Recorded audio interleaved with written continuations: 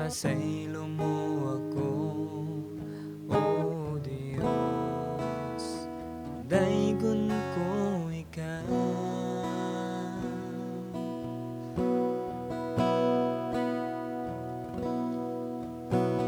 Ipangga mo ako matod sa pulong mo, bisan sa kapakyasan, ipasaylo mo ako, O Diyos. Daigon ko ikaw,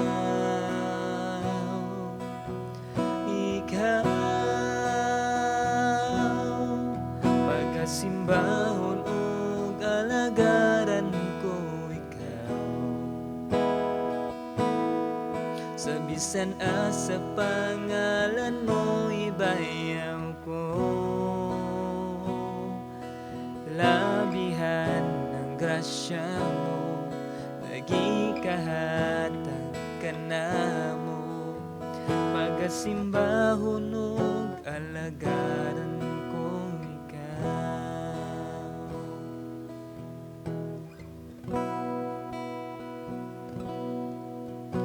Ang ipangga mo ako matod sa pulong mo, bisan sa kapakyasan, ipasaylo mo ako, O Diyos.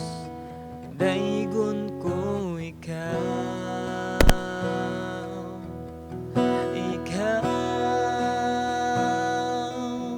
pagkasimbahon ug alagaran ko ikaw, sa bisan asa pangalan mo ibayaw ko,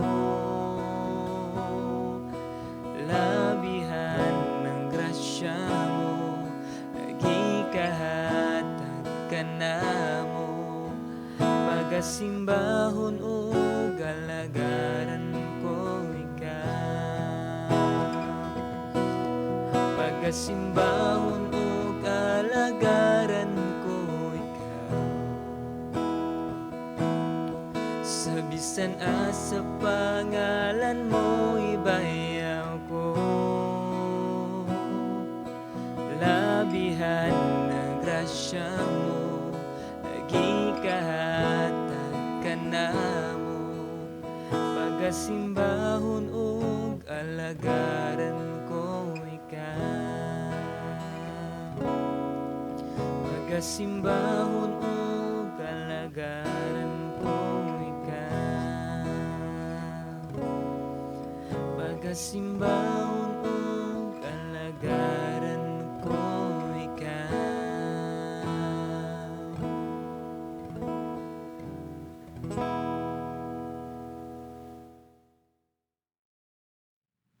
Maayong adlaw mga igsoon, salamat sa laing kahigayonan nagihatag sa Ginoo. Din kita magatuon na sad sa pulong sa Ginoo niini mga takna. So maguban ta nining mga orasa, magtuon ta sa pulong sa Ginoo apan sa dili pa ta moadto sa unahan, magampo sa ta. Ginoo, labing gamhanan, ikaw tuburon sa gugma ug sa kaluoy, Lord. Amahan, salamat nini nga panahon nga imong gitugot sa matag usa nga makadungog na sab sa imong nga pulong. Giyahi, lamdagi kami amahan, mong unahon og kasing-kasing, ablihi. Salamat Ginoo din among madungog imong mensahe, imong intended nga pulong Ginoo nga among madungog is ma-aplikar usab sa among kinabuhi. Tabangi kami amahan tungod kay wala kami mabuhat kung wala ka. Among isalig kanimong tanan o ikaw pa dayon mag-bless sa matag dalunggan nga na makadungog sa mensahe karon. Sa ngalan ni Jesus, amen og amen. So padayon ta sa ato nga series sa Tesalonica o nanata sa katapusan, hapit nga katapusan, napay last nga sermon. Padayon ta sa ato nga series diha sa ikaduhang nga Tesalonica, Kapitulo 3, 6 hantod sa 15. So medyo taas ni siya, 6 hantod sa 15. Ikaduhang nga Tesalonica 3, 6 hangtod sa 15. So, ako ang pagbabasahon. Mga igsuon sa ngalan sa Ginoong Hesukristo, palayo kamo sa tanang kaigsuonan nga nagtinapulan o wala magtuman sa mga pagtulunan o pamatasan nga among gibilin kanila. City, kay nahibaluan ninyo nga angay kamong musundog kanamo. Wala kami magtinapulan sa diha pa kami uban kaninyo. Wala kami magpadulot og pagkaon nga wala namo bayri. Hinuon nagbuhat og nagbudlay kami sa adlaw o gabi aron dili makahasol kan bisan kinsa. Gihimo namo kini dili tungod kay wala kami katungod sa pagpangayog suhol kun dili aron mahimo kami ninyong sumbanan. Jis kay samtang diha pa kami uban kaninyo giingna namo kamo ayaw pakan-ah ang dili mo trabaho. Unsi gisulti namo kini kay nakabalita man kami nga may pipila kaninyo nga nagtinapulan og walay laing gihimo gawas sa pagpanghilabot sa buhat sa uban. Busa sa ngalan sa Ginoong Hesukristo nagsugo kami og nagpasidaan niining mga tawhana nga kinahanglan nga magpuyo sila nga malinawon og magtrabaho alang sa ilang kaugalingong panginabuhi. Tracy, mga igsoon, ayaw kamo pagtapol sa pagbuhat og maayo. Kung dunay dili mo sunod sa among gisugo pinaagi ning sulata, panid-i siya og ayaw na pakig-uban kaniya aron maulaw siya. Kinsi og katapusan, ayaw siya isipa nga kaaway apan pasidan ihinoon siya ingon nga igsoon. Ang Dios nagpanalangin ng daan siya nga pulong. So mao niyang ikatulong nga problema nga ni-arise sa mga Kristohanon nga Kristohanon sa Tesalonica. So kini nga sulat, kini nga libro aduna lamang tulo ka chapter, tulo ka kapitulo.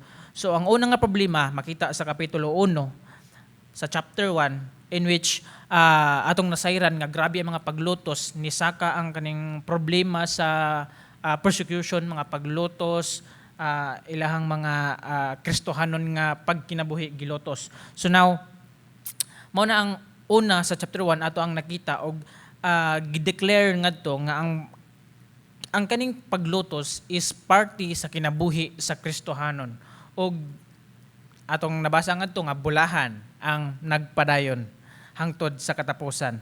And then wala lang kay sa paglutos lang kundi gi-reveal usab nga mga tao nga nagpasakit nila nga naglutos nila is mahiagom usab sa wrath, kapungot or silot sa Ginoo. Muna una nga problema gi-address ni Pablo ang problema sa persecution, ang problema sa paglutos. Sa chapter 2 mao ni ang lain na sad nga gi-correct ni Pablo tungod kay naay ni arise na pud nga problema kabahin sa the day of the Lord or sa pagbalik ni Kristo or second coming. So now nasayod ta nga dala sa mga paglutos dili lang physically nga gigukod sila kundi apil usab ang pulong, ang word.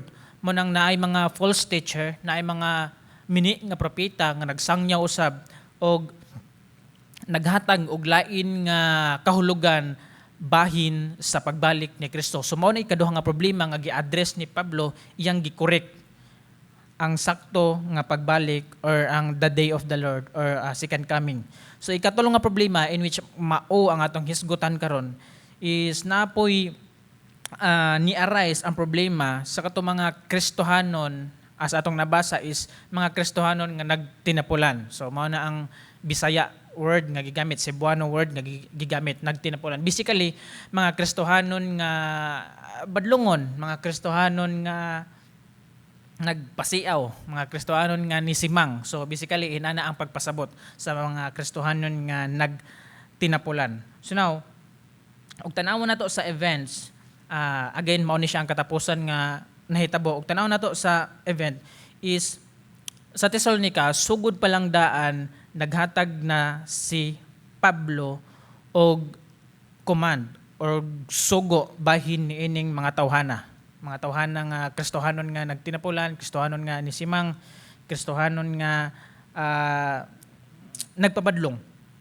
So to makita usab nga human sa Tesalonica si Pablo niadto sa lain nga mission, sa lain nga lugar sa Corinto.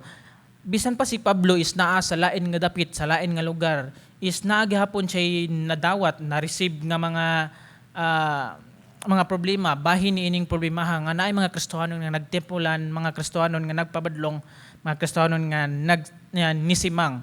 So atong mabantayan sa 1 Thessalonica sa una nga libro ang sulti ni Pablo ang sa English is unruly.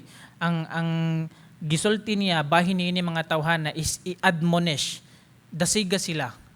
Apan karon sa ikaduha nga libro sa 2 Thessalonica atong makita nga grabe ka isog ning Pablo. Ug atong nabasa ang dili mo trabaho dili pa kanon. So grabe ang isog bold ni istorya ning Pablo.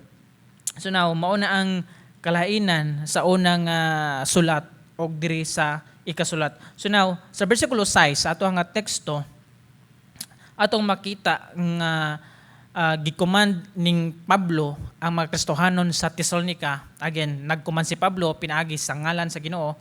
Bersikulo 6, mga igsoon sa ngalan ni Ginoong Hesus, palayo kamo. Mao ni ang command kanto makita. Palayo kamo sa tanang kaigsuonan nga nagtinapulan.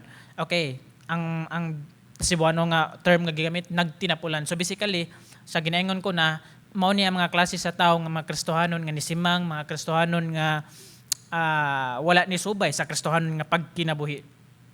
Mga Kristohanon nga salawayon. So inana, gicommand ning Pablo ayang gi-address sa church nga unsay i-response sa church, unsa ang buhaton nga sa church ngadto sa mga Kristohanon nga sama niini. Again, sa na-mention na nako, ang unang nga sulat sa 1 Thessalonians, ang gi-mention nga to is admonish, i-admonish. Pero karon sa chapter sa ikaduha nga sulat sa 2 Thessalonians, lig-on kayo sing Pablo, ang iyang gi-command, palayo kamo. Wala na niya na si Pablo, dasiga sila. Ang gingon ni Pablo, palayo kamo. So basically, kaning keep away, sama siya sa kanang baruto nga gikan sa baybayon, then nagpalayo gikan sa baybayon. So inana, drifted, palayo kamo. So basically, nagpasabot si Pablo nga ayaw mo pakig-abin, ayaw mo pakig-fellowship nini mga tawhana. Palayo kamo. Kaya nga naman, padayon sila mag-fellowship, padayon sila makig-abin nini mga tawhana, ang ila usab nga Kristohanon pagkinabuhi, basin masama ngini mga Kristohanon nga salawayon, mga Kristohanon nga badlongon, mga Kristohanon nga nagtinapulan. So og atong tan-awon diri ang word nga unruly or kaning sa Cebuano term is nagtinapulan, ang sa Greek ani nga word is ataktos. Okay? Ataktos. Meaning ataktos ang pagpasabot ning ataktos, example na nagmarcha nga mga sundalo. So og atong makita mga sundalo, mga pulis is uniform kayo ilahang nga pagbaktas, dungan kayo ilahang paglakaw, ilahang pagparid. Plastar kaayo, and then og naay motipas, mo ni gitawag natog ataktos, meaning nisimang siya. Okay? Ataktos. Adunay tulo ka application. Adunay tulo ka application ni ining ataktos. So una, adverb, adjective, og verb. So mo nang Greek ataktos or kaning gi-describe niya ang verb, describe niya ang action nga word, ang buhat. So now, sa ikaduha nga Thessalonica 3:11 na sa ato nga teksto, gisulti namo kini kay nakablita man kami nga may pipila kaninyo nga nagtinapulan ug walay laing gihimo gawas sa pagpanghilabot sa buhat sa uban. So mao ni ang nag-describe ato makita unsa ni mga klase nga tawo nga mga Kristohanon, walay laing gihimo gawas sa pagpanghilabot sa buhat sa uban. I hope and pray nga kita nga mga Kristohanon is dili ta sama ni ini nga ataktos. Dili ta sama ni ini nga manghilabot ngadto sa uban. Ikaduha nga pwede na to ma-apply ang kaning ataktos sa noun, sa adjective nga nag-describe siya sa noun. Pero mausab na siya ataktis na ang pagbasa ani. Sa una nga Thessalonica 5:14, una atras tagamay, nag-awhag kami kaninyo mga igsuon nga inyong pahimatngunan ang mga tapulan, dasigon ang talawan, tabangan ang maluyahon og pagmailobon kamo kanilang tanan. So now, gi-describe diri ang noun, ang tao, ang ataktos nga tao. So atong nabasa diri, nag-awhag kami kaninyo mga igsoon nga inyong pahimatngunan ang mga tapulan, dasigon ang talawan. Dili lang kay tapulan sila, kundi dasigonon pa, talawan pa, tabangonon pa, o labos sa tanan is maluyahon pa ang kini mga klaseng tao. So inana ang pag makita nato nga pwede ma-apply sa word nga ataktes. Sa ikatulong nga application nga pwede nato ma-apply sa verb atakteo. So sa ikaduhang Tesalonica 3:7 sa ato nga teksto, kay nahibaluan ninyo nga angay kamong musundog kanamo, wala kami magtinapulan sa diha pa kami uban kaninyo. So gipakita ning Pablo atakteo nga inani ang inyohan dapat buhaton. Ayaw mo atong grabe nga mga salawayon nga Kristohanon, grabing nagtinapulan, mga simang nga Kristohanon. So now, atong nabantayan diri nganong lig-on sing Pablo pag-ingon palayo kamo. So now, naay mga rason sa bersikulo 7 hangtod sa 11, naay mga rason nganong mga rason nganong gi-command ning Pablo, nag-awhag sing Pablo sa mga Kristohanon sa Tesalonica. So now, unang nga rason ato makita nga obligado sila nga mosunod kung unsa ang example nga gibuhat ning Pablo, atakteo. Okay?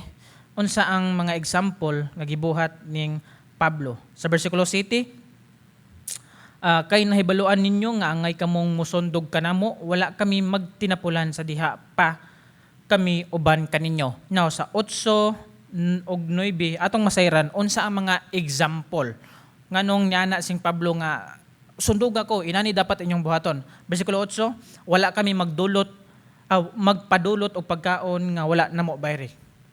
Okay? Meaning, naghago sila. Nagbuhat o nagbudlay kami sa adlaw o gabi. Naghago sila. O sa ato pa nag-context is nag-work na sila trabaho.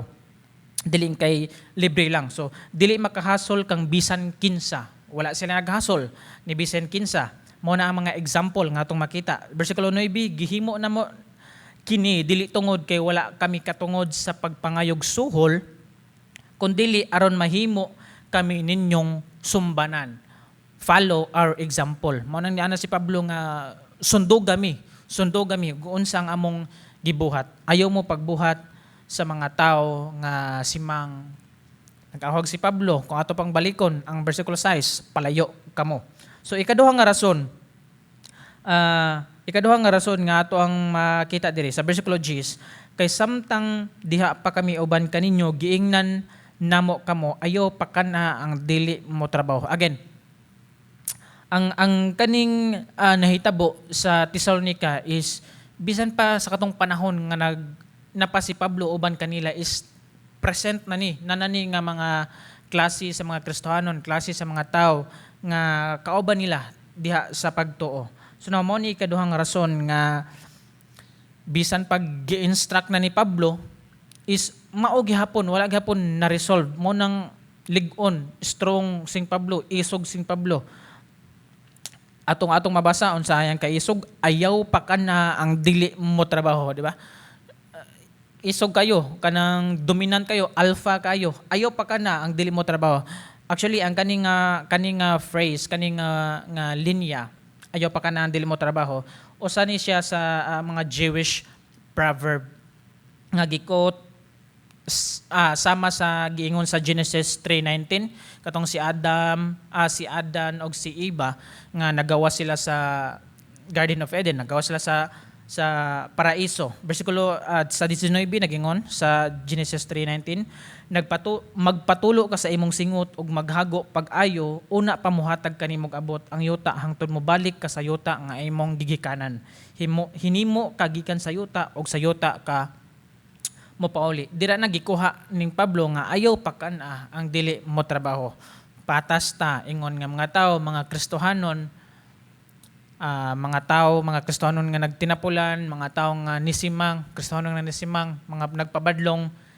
Again, ligon si Pablo, isog si Pablo, ayaw pakana ang dili mo trabaho. Ikatulong nga rason nganong ni command sing Pablo is kaning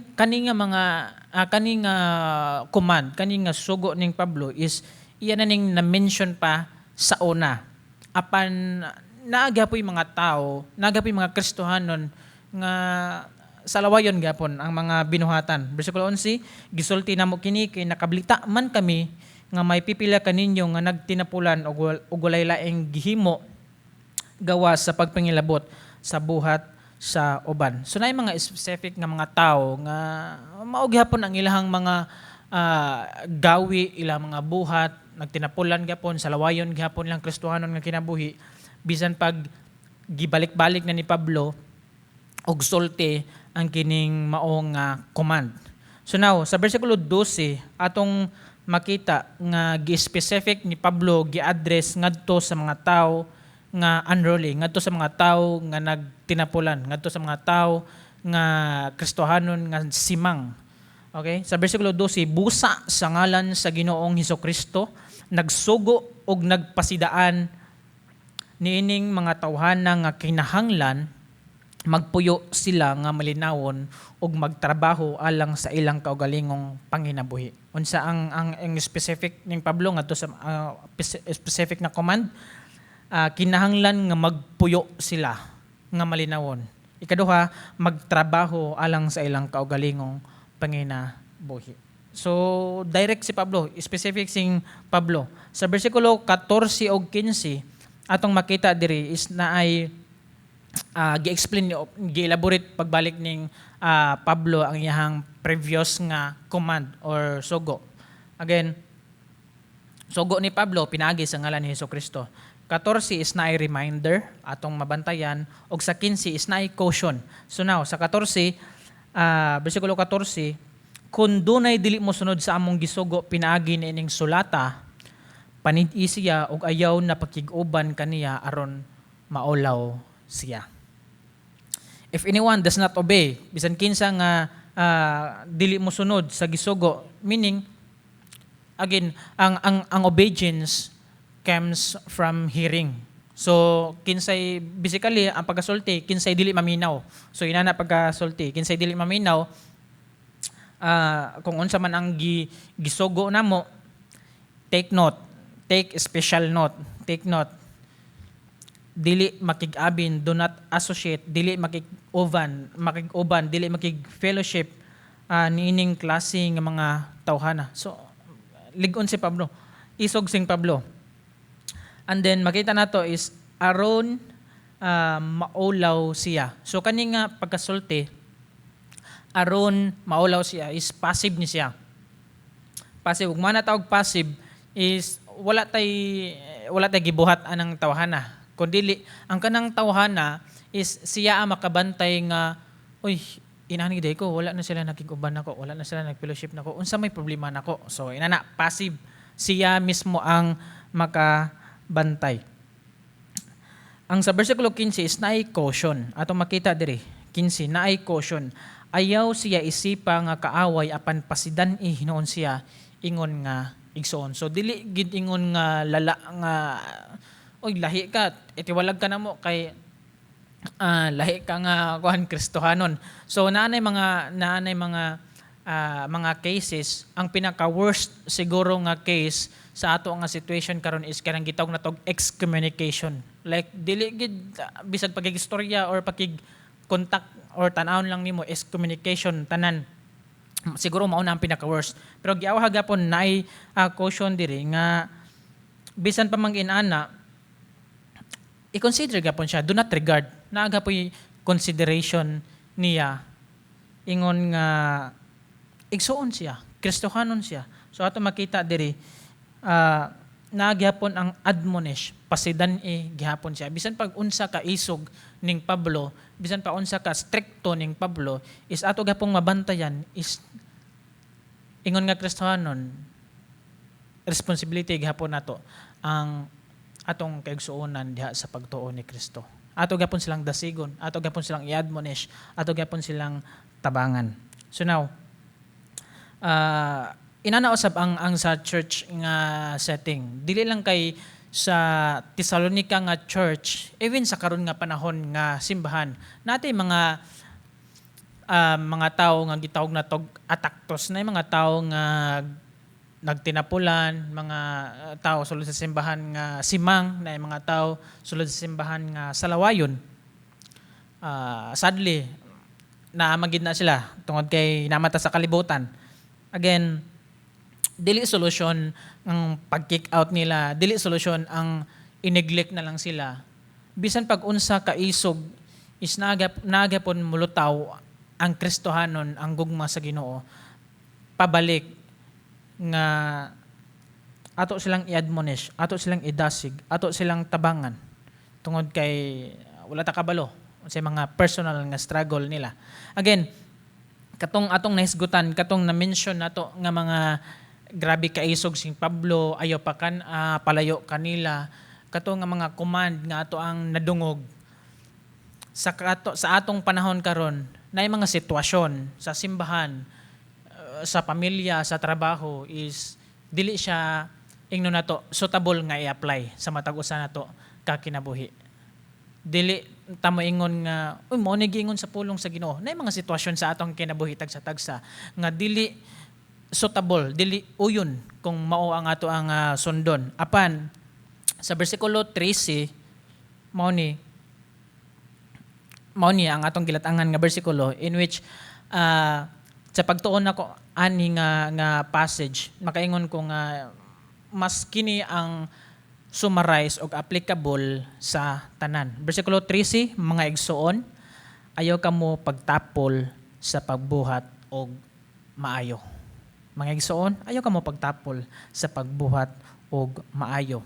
Kini direct nga gisulti ni Pablo ngadto sa mga Kristohanon nga tarong, ngadto sa mga Kristohanon nga faithful, dili simang, mga Kristohanon nga tinud-anay nga nangalagad sa Ginoo. But you, ikaw nga nakadungog sa mensahe sa Ginoo karon, ikaw nga Kristohanon, mga igsoon, versikulo 13, muni direct nga emphasize ning Pablo sa church, muning awhag, muni ang respond ngadto sa matag usa kanato. Bisan unsa man ang sitwasyon sa kinabuhi, bisan unsa man mga tawo nga atong namit, mga badlungon, mga simang, mga tinapulan, ayaw kamo pagtapol sa pagbuhat og maayo. Basically kaning gitawag natong ayaw pagtapol or do not grow weary. Ang pagpasabot nini is ayaw kawala og kanang kadasig, ayaw kawala og kaluya, katapol, padayon sa Kristohanon nga kinabuhi. Padayon sa pagbuhat og maayo. So adunay upat ka rason nganong magbuhat ta og maayo. Again, dili na siya ingnon tang party sa kalawasan. Nagingon ang Epeso 2:10, binuhat kita sa Dios o gitawag ka niya aron magbuhat og maayo. Meaning luwas ta aron magbuhat ta og maayo. Dili kay magbuhat og maayo aron maluwas. So now adunay upat ka rason nganong magbuhat ta og maayo. So unang rason is atong gisulob, atong gipot ang kinaiya ni Kristo. Makita si Kristo sa ato ang kinabuhi. Ang kinaiya nga atong gi-practice ang kining gitawag natog patience. So sama usab sa mga apostol, sama usab sa mga tinun-an sa Biblia, tinun-an sa mga ato mabasa diri sa New Testament is ila usab gi-practice ang kining patience. So sa pagbuhat og maayo, kita usab makita nga si Kristo nadayag nato, sama si Kristo nga grabe ang iyang pasensya, grabe iyang pasensya kanato nga bisan makasasala pa kita, iyang gidrag ngadto ibabaw sa cross, inana usab ang giantos nga nasinati ni Kristo. Ingon kita usab nga Kristohanon, dili lang kay musundog ta sa gisulti ning Pablo, sundog ako kay nagsunod ako ni Kristo, ni ana sing Pablo.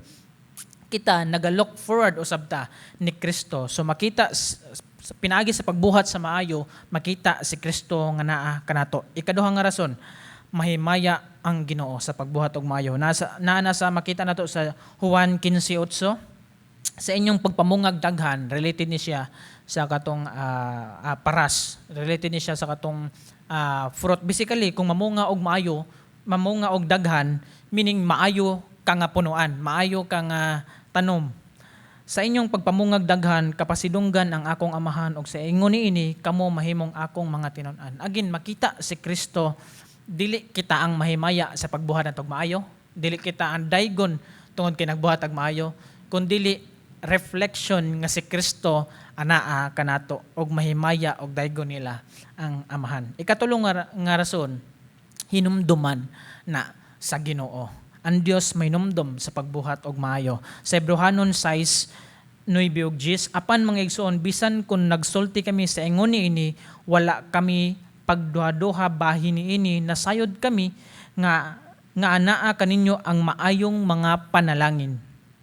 Ang Dios makiangayon, dili siya malimot sa inyong nabuhat. Again, ang Dios makiangayon, dili siya malimot sa inyong buhat o sa inyong paghigugma kaniya nga inyong gipakita diha sa pagtabang o sa pagpadayon sa pagtabang sa inyong isig kakristohanon. So, ang Dios dili malimot, iyan ang hinumduman. Katapusan, sa pagbuhat og maayo na ay panalangin, na ay blessing. So sa Santiago 1:25, apan ang tawo nga magsusi pag-ayo sa hingpit nga kasuguan nga naghatag og kagawasan sa mga tawo og magpadayon sa pagtamod niini, panalanginan sa Dios ang iyang buhaton kay dili man siya kutobra diha sa pagpamati. Sa pagbuhat sa Ginoo, pagbuhat og maayo, adunay panalangin, gihandam ang Ginoo. Again, na-mention na to, grabe kalig-on sing Pablo, grabe kaisog ni Pablo. Apan, sa matag usa ka sitwasyon nato sa kinabuhi, lisod siya i-apply. Apan kini, sa versikulo 13, mga igsuon, ayaw ka mo pagtapol sa pagbuhat sa maayo. Tungod kay ang usa sa mga hinungdan, nining kalibutan na dali ta maluya, dali ta mo grow weary, dali ta maluya kung unsa man ang gibuhat nato nga maayo. Mao na ang usa sa mga tentasyon. Dali kay ta maluya kung nagbuhat ta og maayo. So now, inubanan sa kasing-kasing matinud-anon, ingon nga challenge mga igsoon nga nakadungog karon sa mensahe sa Ginoo, ayaw pagtapol sa pagbuhat og maayo. Padayon sa Kristohanon nga pagkinabuhi, nga oyon o kabubuton sa Ginoo. Magampo ta. Ginoo, salamat nining kahigayonan, salamat sa imong nga pulong nga nag-remind kanamo. Bisan pa man unsa amo ang makaatubang na mga makakita kami nga ingon madiskarahi usab amahan, makita kami na ay mga Kristohanon, isig kamatutuo namo nga salawayon, isig kamatutuo namo nga nagtinapulan sukwahi diha sa Kristohanon nga pagkinabuhi. Salamat Ginoo sa pag-remind kanamo amahan nining taknaa nga dili kami magtapol sa pagbuhat og maayo. Salamat usab sa pagtabang kanamo nga din amo kining maaplikar sa amo nga kinabuhi tungod kay tawo lamang kami amahan ug walay kakayahan nga buhaton kini ang tanan kung wala ka. Mao nang takos kang daygon pasalamatan ug ang tanang dungog maya imo lamang dalaygon ka sa walay katapusan sa ngalan ni Jesus. Amen ug amen.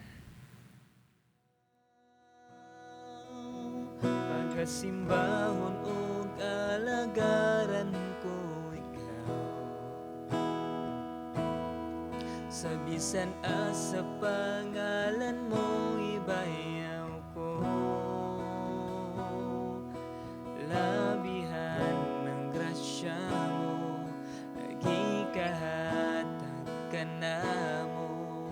Pagkasimbahon ug alagaran ko ikaw, pagkasimbahon